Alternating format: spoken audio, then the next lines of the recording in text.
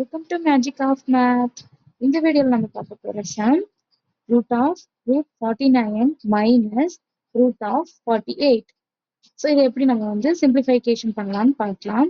So first 49 root out எடுத்தோம் அப்படின்னா square root எடுத்தோம் அப்படின்னா நமக்கு 7 கிடைக்கும். ஸோ அதை நான் 7 into 7 எழுதியிருக்கேன்.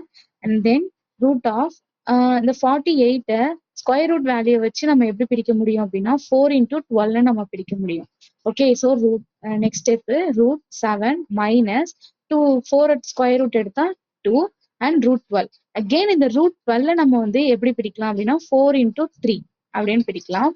ஸோ அகெயின் அந்த 4 நம்ம ஸ்கொயர் ரூட் எடுத்தோம் அப்படின்னா 7 minus 2 into 2 root 3.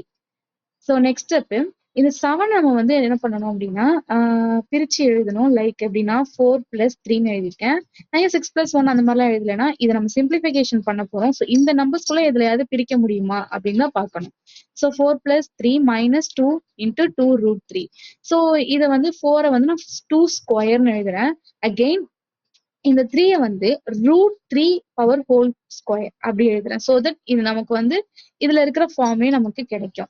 ஸோ இந்த டேர்ம் பார்க்கும்போது நமக்கு என்ன தெரியுது அப்படின்னா a minus b the whole square அந்த ஃபார்முலா தான் நமக்கு வந்து ஃபார்மேட்ல இருக்கு. ஸோ a வந்து 2 அண்ட் b வந்து ரூட் 3 அப்படின்னு நீங்க வந்து கன்சிடர் பண்ணீங்க அப்படின்னா நம்ம வந்து a minus b whole square ஃபார்முலால எழுதலாம். ஸோ அந்த ஹோல் ரூட்டை எழுதிட்டு ஏங்கிற இடத்துல 2 அண்ட் மைனஸ் பிங்கிற இடத்துல root 3 whole power 2. So cancel பண்ணா 2 minus root 3 ஆன்சர்.